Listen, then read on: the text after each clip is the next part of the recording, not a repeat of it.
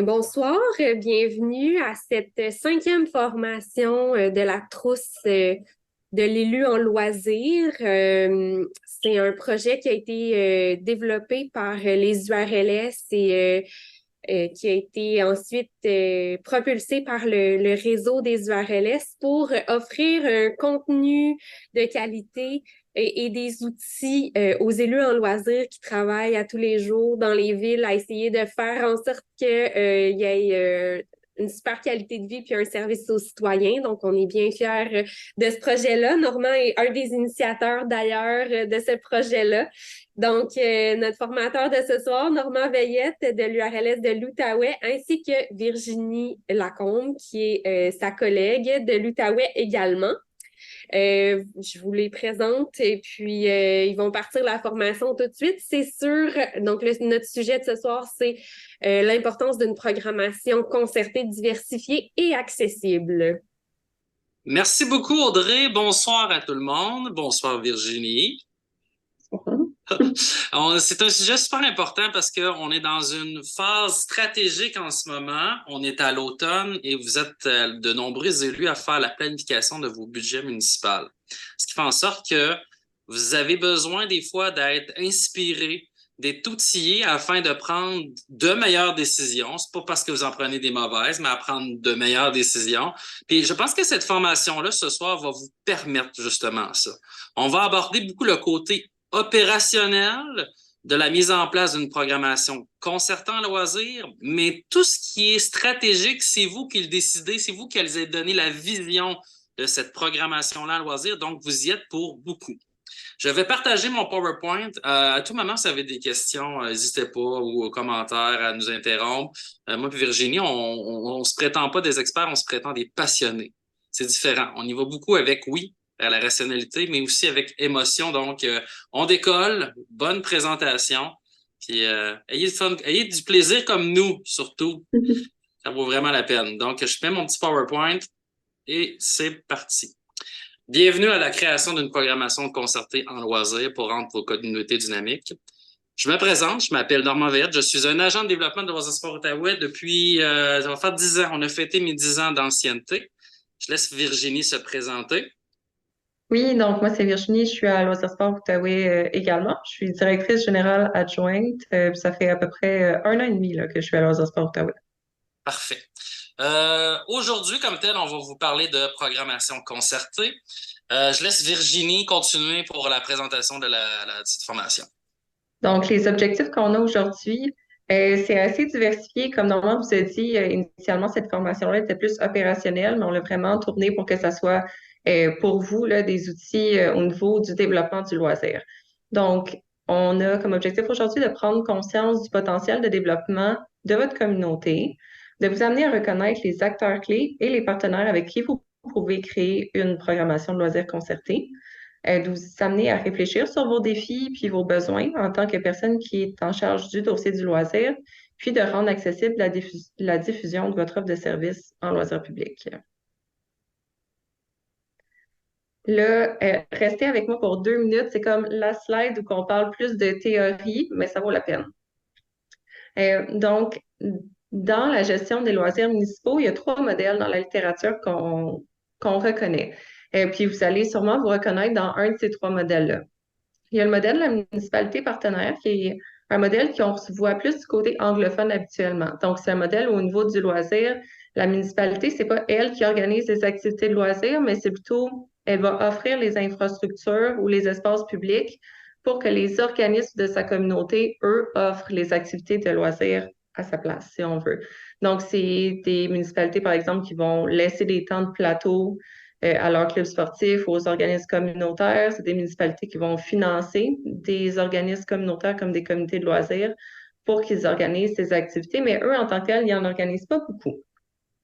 De l'autre côté, on a complètement le contraire, donc des municipalités-providence. Ces municipalités-là, c'est des municipalités qui vont être très, très, très impliquées, qui vont avoir une équipe au niveau du loisir, des fois une équipe aussi au niveau culturel, des fois c'est les mêmes personnes dans l'équipe.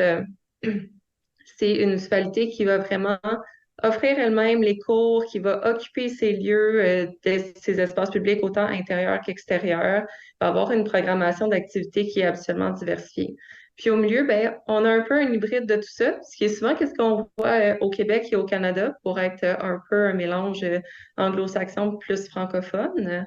Donc, c'est une municipalité qui, à la fois, va avoir sa propre programmation de loisirs, mais qui va laisser de la place aussi aux organismes communautaires, aux organismes ou associations de loisirs pour offrir une programmation qui est complémentaire à ce qu'eux, ils offrent. Donc, c'est sûr que nous, le modèle hybride, c'est quelque chose qu'on trouve intéressant parce que la concertation, c'est quelque chose qui est important dans nos communautés, surtout dans des communautés qui sont pas, tu sais, là, on n'est pas à la ville de Montréal, là. Le côté communautaire est important, mais en même temps, on s'attend à ce que les municipalités, ben, fassent un petit quelque chose aussi pour leurs citoyens et leur communauté. Donc, de quoi on parle quand on parle de programmation municipale? Donc, c'est quoi le sujet là, d'aujourd'hui? Il y a autant un côté conceptuel, qui est l'ensemble des activités que vous offrez en tant que municipalité. Ça peut être autant par le biais de votre bibliothèque ou de vos loisirs. Mais il y a vraiment de quoi on veut parler plus spécifiquement aujourd'hui, c'est plus la programmation physique. Donc, un outil de diffusion. Tu sais, ça peut être un document PDF ou comme un cahier des activités de loisirs qui est imprimé.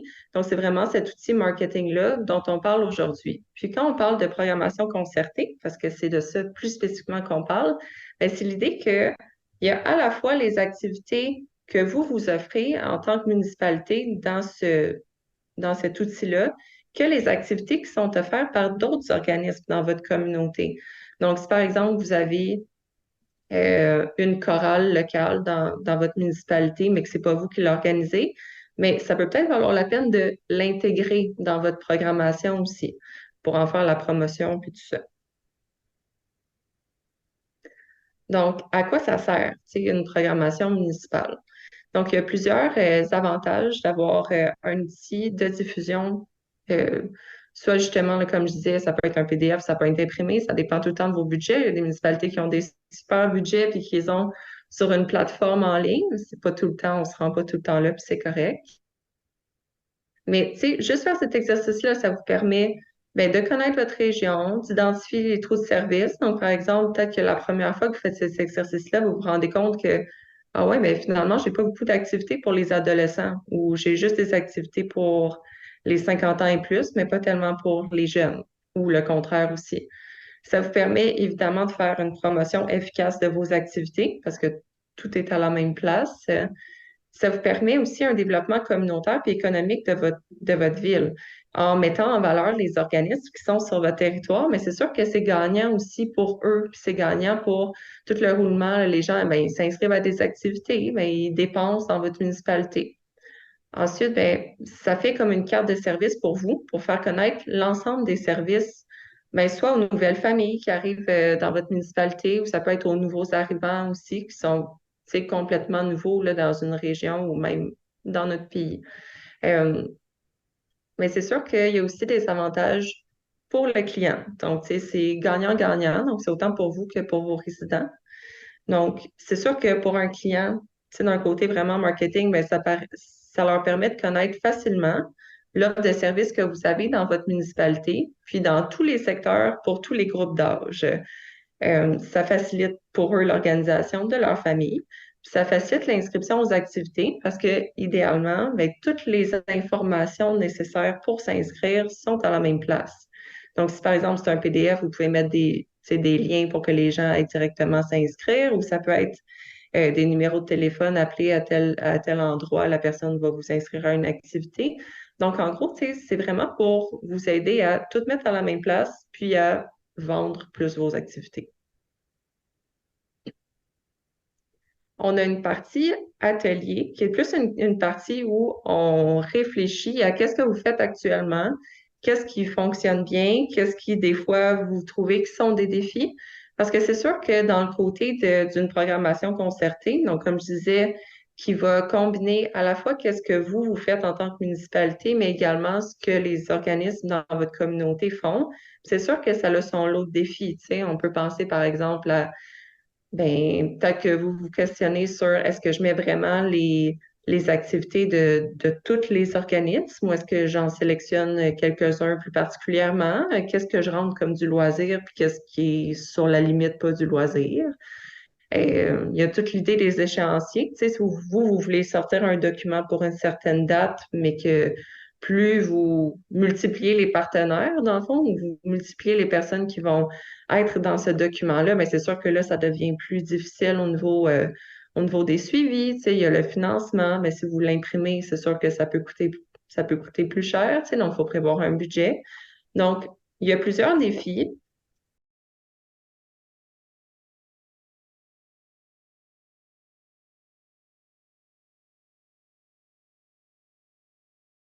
On voit aussi souvent dans une situation comme ça où il y a tu sais, une compagnie privée, là, souvent école de danse, école de musique, en tout cas, nous, dans notre région, ça arrive souvent que c'est des organismes privés.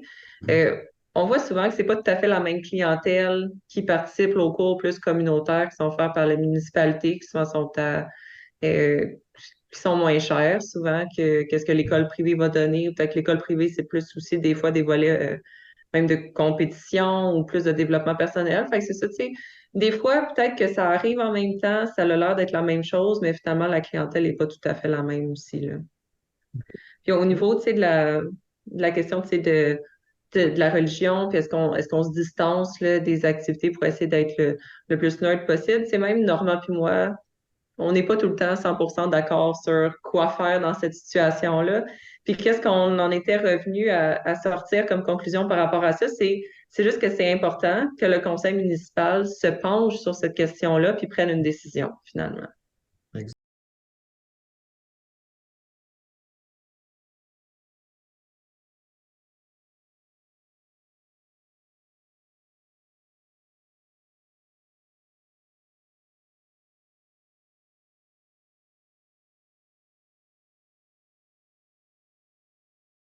C'est pour ces deux premiers exemples-là. Normalement, on en a regardé plein des programmations de différentes municipalités, des grandes, des tout petits villages.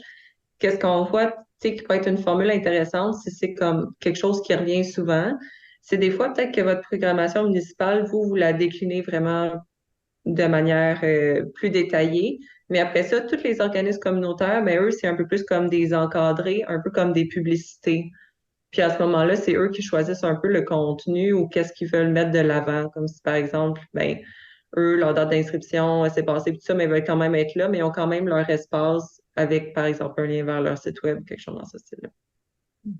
On va procéder maintenant à la cueillette de données, qui est une partie, selon moi, extrêmement importante. On va passer dans la cueillette de données pour savoir, premièrement, à quoi ça sert, comment on peut faire un inventaire, s'organiser, puis à la fin, identifier les trous de service, qui nous permet après ça de comprendre quelle activité la municipalité va ajouter, bonifier sa programmation initiale, ou ce que les organismes communautaires peuvent ajouter comme activité pour combler les trous de service.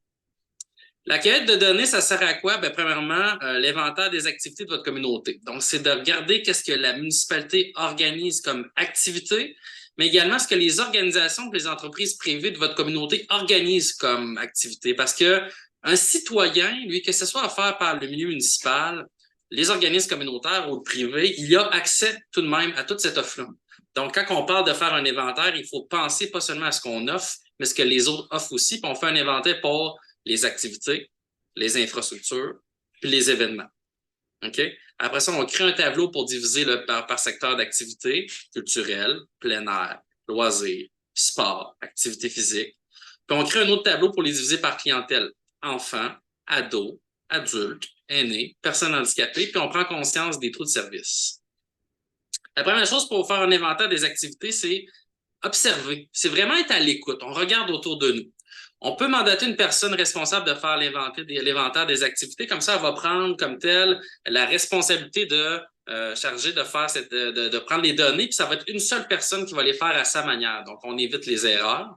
On peut demander le bottin d'activité de la MRC, pas juste de la municipalité, mais de la MRC pour savoir, ben, les municipalités limitrophes, qu'est-ce qu'ils offrent aussi? On peut faire du pointage de la participation des activités auprès des écoles puis des CPE parce que souvent, les écoles vont offrir au service de garde, puis même, des fois même pendant les soirs, des activités pour les enfants, puis les CPE aussi. Donc, on ne veut pas faire des choses similaires pour que nos citoyens trouvent ça plate. On va être complémentaires. On peut regarder la programmation de la maison de la famille, des maisons de jeunes, des clubs de l'âge d'or, des comités de loisirs, puis des entreprises privées pour vérifier, ben, est-ce que notre offre globale répond à l'ensemble des clientèles, hiver comme été, ou il y a des manques à gagner. Puis surtout, ben, ça se peut qu'à un moment donné, on trouve des choses qui nous manquent, mais les municipalités limitrophes comptent déjà ce besoin-là. Donc, l'idée, c'est pas de couper l'herbe aux voisins, tu sais. On doit travailler en équipe. Fait que, est-ce que vous êtes capable de mettre quelque chose qui va bonifier votre offre de service et celle des municipalités limitrophes? Parce que des fois, on n'a pas l'achalandage, la grosseur nécessaire en tant que petite municipalité pour faire vivre l'activité. On a besoin des citoyens des autres municipalités. Ben, eux aussi. Donc, si on ne leur fait pas de coups bas, ils ne nous font pas de coups bas. Fait on met en place justement ce genre de bonnes pratiques-là. L'inventaire des infrastructures, même chose. On mandate une seule personne qui va faire l'inventaire des infrastructures. Qu'est-ce que la municipalité gère présentement comme infrastructure sportive récréative? Aire de jeu, parc municipal, patinoire, glissade hivernale, sentier pédestre. Qu'est-ce que le privé gère comme infrastructure sportive récréative? Terrain de golf, salon de quilles. Puis je vous conte une anecdote, j'accompagnais une municipalité de 850 habitants qui me disait « J'ai rien pour mes aînés pendant l'été, Normand. J'ai aucune infrastructure. Puis là, j'ai dit « T'es sûr que t'as rien? » Elle me dit « Oui, là, je regarde, moi, ce qu'on gère. » J'ai dit « Ben, il y a un terrain de golf sur votre municipalité. » Ben, c'est bien trop vrai. J'ai complètement oublié ça. Fait que, tu sais, c'est important de mettre le privé là-dedans parce qu'on peut pas dire qu'il y a rien. Il y a rien comme tel qui vous appartient, qui n'est pas sous votre gestion, mais le privé peut l'offrir comme tel. Puis, quelles sont les infrastructures des municipalités limitrophes? Parce que ça se peut que vous n'avez pas de piscine pendant votre saison estivale, mais ça se peut que votre voisin en a un. Puis vos citoyens sont bien contents d'y aller parce que c'est sur la route pour aller faire l'épicerie. Fait que super important. Puis demandez à votre unité régionale qu'elle vous partage parcomètre. Vous pouvez avoir accès à cet inventaire-là qu'on a fait des parcs. Puis à partir de là, vous allez pouvoir avoir des rayons de dessert puis déterminer un peu ce qui vous manque. Fait que n'hésitez pas à rencontrer votre agent de développement responsable du dossier parc et espace récréatif de votre unité régionale qui vous donne accès à Parcomètre. Les événements, c'est la même chose. OK, on mandate une personne. Qu'est-ce que la municipalité gère comme événement, que le privé gère comme événement, puis les organismes à but non lucratif? Puis tu sais, ça arrive souvent qu'on se crée des carnavals en même temps. La même maudite fin de semaine, deux municipalités à 10 km de différence. Sérieusement, c'est faites d'autres choses. Faites une fête printanière plus tard. Vous faites un carnaval, mais 2 fins de semaine plus loin. Fait que parlez-vous aussi par rapport à, c'est pas juste ce qui existe, mais il existe quand aussi. Au niveau du temporel, c'est super important. La création d'un tableau de secteur d'activité, OK? Pour s'assurer d'avoir une diversification de l'offre, on divise notre inventaire par activité, infrastructure, événements, par secteur. Secteur, on parle de plein air, sport, loisirs culturels, puis activité physique. Parce que c'est possible que vous avez des événements pour les enfants durant la saison hivernale. Mais si c'est juste l'activité physique puis du sport, qu'est-ce qu'on fait avec les enfants qui sont moins moteurs, qui aiment le loisir ludique et la culture? Ben, eux, leur besoin n'est pas comblé. Fait que c'est super, super important comme tel de le diviser par secteur, par rapport à chacune des clientèles, mais également aussi par rapport à est-ce que la neige ou pas de neige? Parce que tu peux avoir des activités qui comblent transversalement l'ensemble des clientèles l'été, mais par exemple, l'hiver, ben, ça se peut que les ados s'en mêlent, puis à eux autres, par exemple, mais ça reste un trou de service, il va falloir les combler. J'arrête ça ici parce que je vais vous présenter un outil. OK? Dans ma vie, la plus belle découverte que je fais, c'est quand un client me partage un outil qu'il a créé. Puis encore plus quand l'outil est méga wow. OK? Puis j'ai tellement aimé le client, ben c'est pas une client, elle vient pas de l'Outaouais, mais je l'ai rencontrée, bref, dans mon réseau. Puis j'ai tellement trouvé l'outil wow que je pense que je vais en marier, cette fille-là. Fait que, ça vaut la peine, là, ça vous donne un indice quand même l'outil wow. Fait que je vous la partage. C'est quelque chose de bien simple qu'on va vous l'envoyer aussi comme tel. Ça permet de faire tout ça. Fait qu'on prend ici la municipalité, par exemple, de Notre-Dame-du-Lot, qui est située dans les Laurentides. Ben, dans ce gabarit-là, on a premièrement l'inventaire des activités sportives, sociales, culturelles, puis tous les événements. Puis pour chacune des activités et des événements nommés, on nomme il a lieu où, dans quelle infrastructure, qui est l'organisateur, est-ce que c'est la municipalité, un animateur bénévole, un OBNL, une école ou le privé. Puis quelle clientèle que ça touche? 0-5 ans, 6-12 ans, 12-18, 18 ans à 35 ans, 50 ans et plus. Quelle fréquence? 2 fois par semaine, aux 3 mois, 1 fois par semaine, aux 4 mois. C'est quoi les coûts? Est-ce que c'est gratuit? Ça coûte-tu des sous? C'est quoi les inscriptions en moyenne des années précédentes? C'est qui le responsable? C'est-tu du jeu libre? Y a-t-il un instructeur qualifié, un animateur bénévole? Et dans l'année, ça se situe où? Tous les cases noires présentement, ce sont les zones libres. C'est où, qu'à quelque part, l'activité n'a pas lieu ou l'événement. Fait qu'à partir des données qu'on a là, on peut analyser des trous de service. OK? On peut déterminer, par exemple, que pour les ados, ben, il n'y a pas grand-chose ici, tu sais, au niveau du volleyball. Il y a comme un trou, tu sais. Puis quand tu regardes au niveau du temporel, ben, il n'y a pas grand-chose au niveau hivernal. Fait que ça, c'est intéressant aussi. Fait que pour la culture, chacun des secteurs, on peut voir les trous de service. Par exemple, si on prend la milieu culturel, OK? Je vais juste remonter. Ben, pour le niveau culturel, il n'y a pas grand-chose pour les 0-5 ans.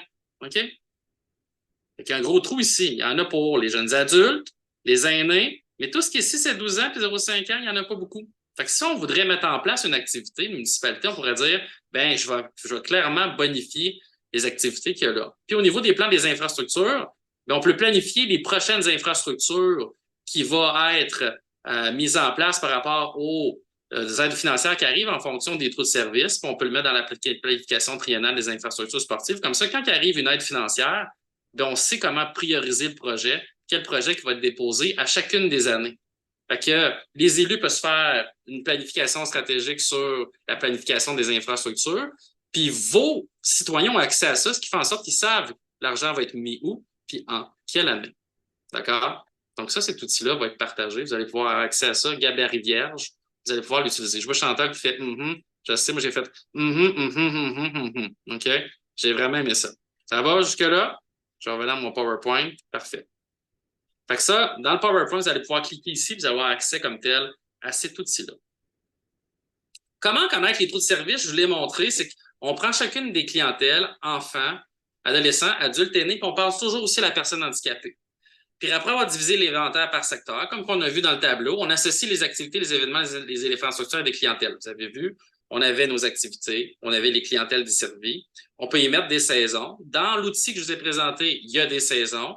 Puis après ça, ben, on identifie sont où les trous de service en fonction des cases qui ne sont pas cochées par rapport à associer à chacune des clientèles. Puis, on peut regarder au niveau de la saison. Quand je vous dis, ça se peut que, Caroline, nos ados, ils ont quelque chose à faire pendant l'été. Il y a un skate park, il y a, je sais pas moi, un parcours des Bertis, mais c'est l'hiver qui s'emmerde. Il n'y a absolument rien. Fait que peut-être qu'on va falloir leur bâtir une patinoire, une glissade hivernale, etc. Je vous ai mis ici un tableau magique. Pourquoi le tableau magique? Parce que l'humain est paresseux. Puis en étant paresseux, ben, il nous faut des outils qui font en sorte qu'on s'y retrouve facilement. J'ai associé ici, pour chacune des clientèles, des infrastructures qui sont davantage utilisées par ceux-ci. Donc, on sait que les enfants utilisent davantage les aires de jeu, les jeux d'eau, glissade hivernale, patinoire, soccer. On sait au niveau des activités, spectacles de magie, spectacles de clown, les événements qui participent avec des enfants, Halloween, chasse au coco. Puis les organismes qui sont associés habituellement, c'est les CPE et les écoles primaires. Fait que déjà là, vous pouvez créer des partenariats pour A, créer des événements, B, des activités. Puis l'infrastructure, ça se peut que la glissade hivernale, au lieu de le mettre dans ton parc municipal, pourquoi tu ne l'installes pas dans l'école primaire qui va bénéficier aux enfants pendant l'année scolaire, mais le soir et les fins de semaine, pendant l'hiver, les citoyens vont pouvoir l'utiliser. Pour les adolescents, skatepark, pump track, mur d'escalade, patinoire soccer, soirée disco, danse, défis sportifs, carnaval d'hiver, surtout au niveau événementiel, les organismes, la maison des jeunes, les écoles secondaires. Pour les adultes, on parle de tennis, piste cyclable, badminton, plein air. On pourrait mettre aussi également du ski, pas du ski alpin, du ski de fond. On parle de yoga, mise en forme, Saint-Jean-Baptiste, Fête du Canada, puis les organismes, c'est la Maison de la famille, puis le comité des loisirs. Au niveau des aînés, pétanque, piste cyclable, pickleball, la marche, cours d'initiation à Internet, danse en ligne, ça peut être du yoga aussi, de la mise en forme, des événements, des soupers communautaires, puis c'est le comité des loisirs, puis le club de l'argent, habituellement, qui touche ces organismes-là. Fait que, à partir de là que tu as des trous de service au niveau des infrastructures, tu peux créer des partenariats avec les organismes qui sont associés à cette clientèle, de même que pour les événements et les activités. Programmation concertée en silo, comment la choisir, puis les avantages puis les convénients. Parce qu'à un moment donné, vous allez devoir faire un choix.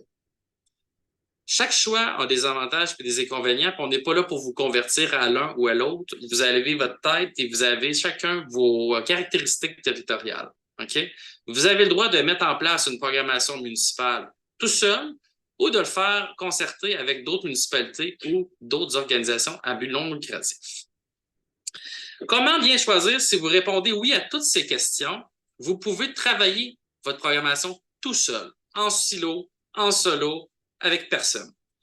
Est-ce que ma municipalité est une municipalité centre de sa communauté?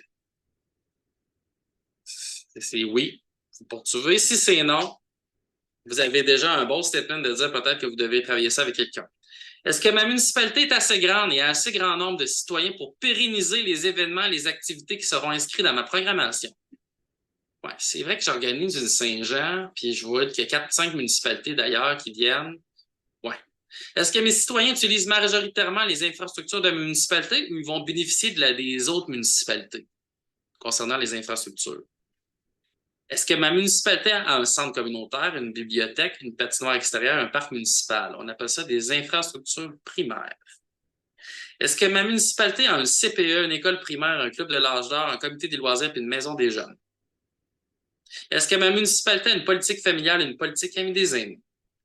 Est-ce que ma municipalité a un service de camp de jour? Si vous répondez oui à toutes ces questions-là, il y a des chances que vous avez toutes les conditions gagnantes ou les conditions de succès pour avoir une programmation en solo. Sinon, vous avez de fortes chances que vous allez devoir travailler avec d'autres organisations ou d'autres municipalités pour une programmation concertée. Les avantages et les inconvénients pour une programmation pour une municipalité qui est en solo. Les avantages, c'est plus facile pour la gestion et la bonification de la programmation en cours d'année. Vous êtes le seul maître d'œuvre. Les collectes de données se fait plus rapidement parce que c'est simplement pour vous. La priorisation du contenu se fait plus facilement parce que vous êtes seul maître d'œuvre. Puis le mérite et le rayonnement vont à vous. Je sais que l'ego est fort puis pèse beaucoup des fois, mais on vous allez dire c'est ma programmation, c'est mon succès, c'est moi. Les inconvénients, un plus grand risque de trou de service, effectivement. Une plus grande difficulté d'atteindre le point mort au niveau des activités et des événements. Point mort, c'est de s'assurer que les coûts sont égaux aux dépenses. Les revenus sont égaux aux dépenses. Fait que ça se peut que tu fasses bien du trou, puis il y a des chances. Plus de risque de perdre l'historique de la gestion du projet, parce que si votre permanent à loisir part, bien, ça ne veut pas dire qu'il a pris des notes et que toutes les données sont restées dans le serveur. Puis plus d'ouvrage pour la personne responsable, parce que quand on est seul, on va plus vite. Mais plus qu'on est ensemble, plus qu'on est plus de monde, on va plus loin. Fait que c'est sûr que ça donne beaucoup d'ouvrage pour une seule personne pour la mise en place d'une programmation. Pour la programmation concertée entre plusieurs municipalités ou avec d'autres organisations, ben, il y a un partage des tâches au niveau des avantages. Ça permet d'offrir une plus grande variété d'activités, d'événements et d'infrastructures. L'embauche d'une ressource dédiée à la création et la gestion de la programmation en coopération intermunicipale peut être une possibilité. Puis un plus grand rayonnement de la programmation parce que ça ne va pas juste dans une seule municipalité, ça va dans plusieurs municipalités. Les inconvénients, ben c'est sûr que la prise de décision est plus lourde. Quand on est tout seul, ça se décide vite. Moi, je sais, je viens de me séparer, là. C'est facile, la décision de maison. Je me décide tout seul. Mais si vous êtes plusieurs personnes, ben c'est sûr que vous devez devoir, à un moment donné, communiquer puis mettre de l'eau dans votre vin. Les communications doivent être faites de façon concertée. Plus de risque de perdre l'historique de la gestion du projet parce que vous êtes plusieurs personnes à gérer.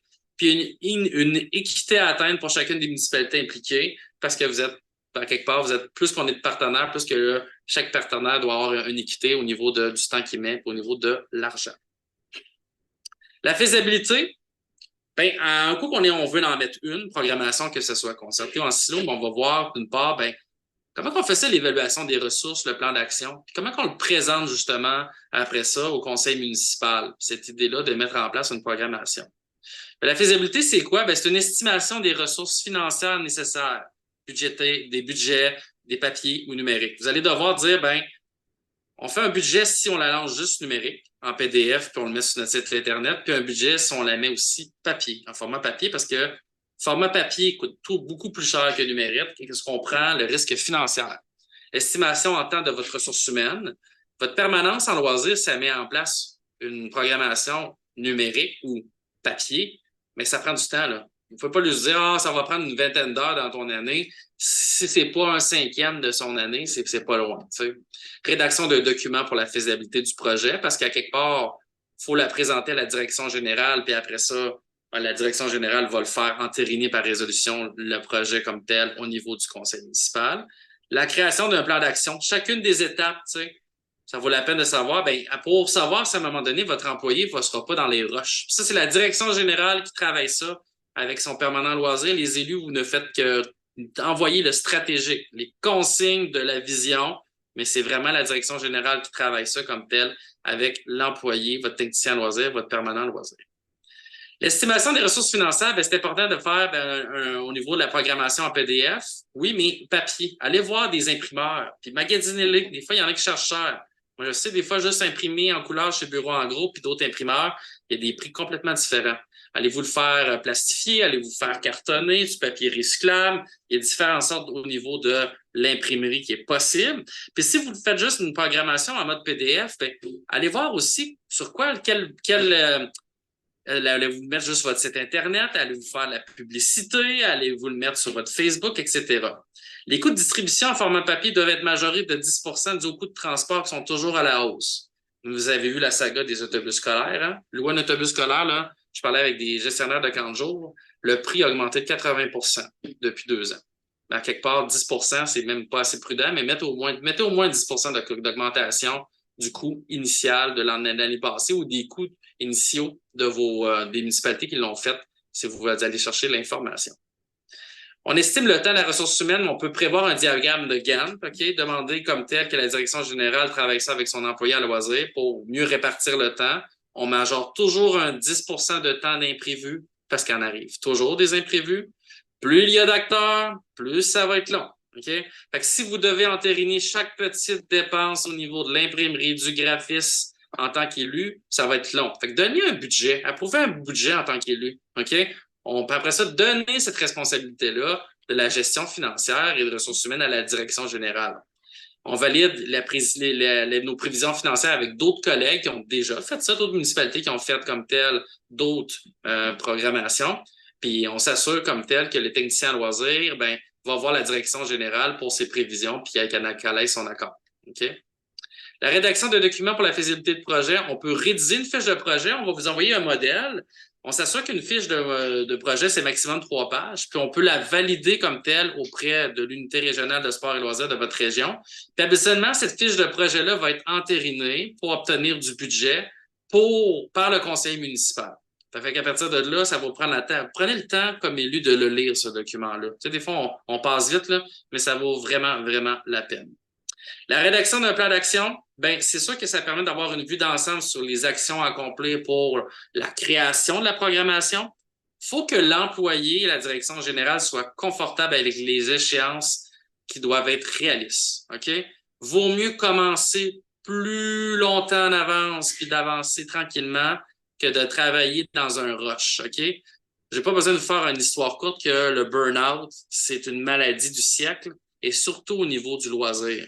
On demande beaucoup à nos permanents loisirs parce qu'on dirait que c'est facile de faire leur job alors que d'être dans leurs souliers, c'est pas si évident que ça.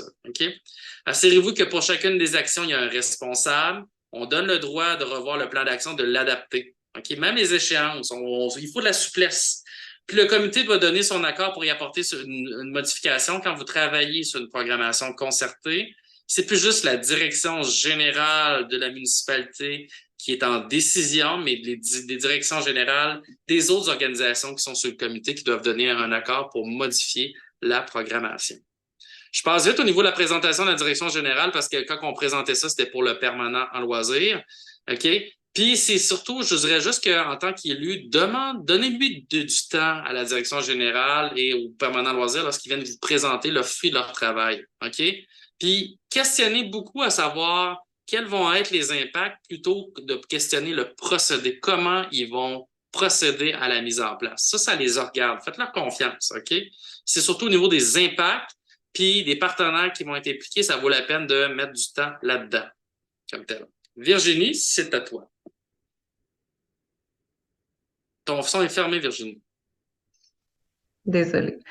Donc, on parlait que l'idée initiale là, de cette formation-là, c'est de se questionner sur justement la possibilité de faire un document, donc un outil de marketing, un outil de diffusion là, de votre offre de loisirs. Donc, nous, comme je vous ai dit tantôt, on a regardé plein de programmations de différentes municipalités. Puis, on a vraiment essayé d'en trouver là, qui était belle puis qui était intéressante là, à regarder. Donc, nous, tu sais, on a trouvé cette programmation-là de Saint-Ours, puis on est vraiment tombé en amour avec elle.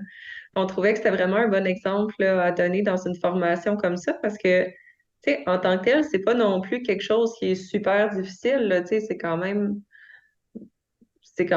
comme tu disais tantôt, Isabelle, c'est une écriture simple avec, tu sais, pas non plus 1 million d'informations puis des trucs très compliqués au niveau du graphisme, mais c'est ludique, c'est clair, il n'y a pas trop d'infos.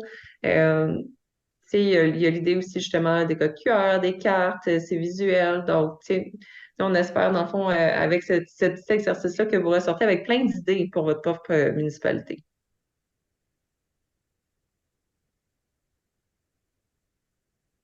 Donc, tu sais, j'ai pas mal fait un récapitulatif, là, mais tu sais, justement, on trouvait que des fois, trop d'informations, c'était moins intéressant. Si c'est juste technologique, ben c'est sûr que ça rejoint pas nécessairement toutes les clientèles. Il y en a qui aiment mieux quand c'est imprimé. Puis, comme je disais tantôt, ben, mettre en valeur les infrastructures, puis que ça soit vraiment, tu sais, voyez ça comme un outil marketing. Tu sais, c'est pas juste un outil à l'interne, là, c'est vraiment pour vendre vos activités. Donc, la promotion de la programmation, ça, c'est la dernière section là, qu'on a pour aujourd'hui. Donc, il y a plusieurs façons, tu sais, de lancer votre programmation. Tu sais, des fois, on peut penser juste à, ben, on fait un post Facebook, on le met sur notre site Internet, puis ben, notre programmation est lancée. Tu sais, je sais que nous-mêmes, on a tendance à faire ça des fois à Loisirs Sport Outaouais. Mais des fois, ça peut être fun de faire ça un peu différent. Donc, par exemple, sous forme d'événements. Comme nous, on a des municipalités en Outaouais qui font des espèces de journées portes ouvertes. C'est vraiment comme un happening. Tu sais, il y a des fournisseurs qui présentent leurs services. Donc, par exemple, les gens peuvent aller essayer un cours de danse. Ça peut être d'offrir des sessions d'initiation, tu sais, justement, aux cours qui sont nouveaux. Puis vous dites, ah, ce cours-là, tu sais, c'est nouveau, les gens, ils savent pas trop c'est quoi. Donc, peut-être qu'ils pourraient l'essayer, puis ça pourrait mousser les inscriptions. Tu sais, l'idée d'avoir des versions imprimées. Peut-être que vous le faites pas tout imprimer at large, vous l'envoyez à toutes les maisons, mais peut-être que vous pouvez quand même en imprimer quelques-unes que vous avez, par exemple, à votre bibliothèque municipale ou à votre hôtel de ville. Comme ça, s'il y a des personnes qui le veulent papier, ils ont. Vous pouvez même avoir, tu sais, si vous faites vraiment comme un événement ou une journée porte ouverte, tu sais, vous pouvez avoir une table d'inscription où les gens peuvent déjà s'inscrire. Donc, ça peut être vraiment ludique et intéressant là, comme événement. Sinon, ben, c'est sûr qu'on a parlé de papier. Puis de plus en plus, tu sais, on essaye de pas, dans une conscience écologique, de pas trop imprimer puis tout ça. Mais tu sais, là, je ne sais pas exactement tout dans quelle municipalité vous êtes, mais nous, qu'est-ce qui est ressorti dans notre région? En tout cas, c'est ben, les gens, ils aiment quand même ça, recevoir l'information par papier ou par la poste. Ça, c'est quelque chose qui vont, si ça tient sur une page, ils vont l'afficher sur le frigo ou comme on disait tantôt, les enfants, ils regardent c'est quoi les activités qu'ils veulent le plus. Ça traîne dans le salon, c'est dans la cuisine. Tu sais, c'est quelque chose qui, malgré tout, fonctionne encore. Donc, c'est sûr que c'est des coûts supplémentaires. Tu sais, vous pouvez faire une soumission, là, dans le fond, des coûts à Poste Canada, à votre bureau de poste, pour avoir un peu une idée, tu sais. Puis, tu sais, vous pouvez voir, là, à ce moment-là, est-ce que ça rentre dans notre budget ou pas? Tu sais, vous pourrez prendre la décision après. Mais c'est vraiment avantageux, là, dans les milieux ruraux pour avoir les inscriptions. Puis, des fois, une idée que quelqu'un nous a donnée dans notre région aussi, c'est qu'eux, ils envoient comme une code postale avec le code QR où les gens peuvent aller chercher l'information. Fait que c'est pas nécessairement peut-être, vous envoyez pas tout le guide au complet si c'est très intense, mais peut-être que vous avez comme un tableau récapitulatif de c'est quoi les activités. Puis après ça, si les gens veulent plus d'informations, ils peuvent aller la chercher. Puis finalement, ben, on ne peut pas passer à côté. Mais c'est sûr qu'il y a les médias sociaux, donc il y a Facebook, Instagram, il y a TikTok qui s'en vient de plus en plus populaire. S'il y a quelqu'un de votre conseil municipal qui veut faire des TikTok, là, lâchez-vous lousse.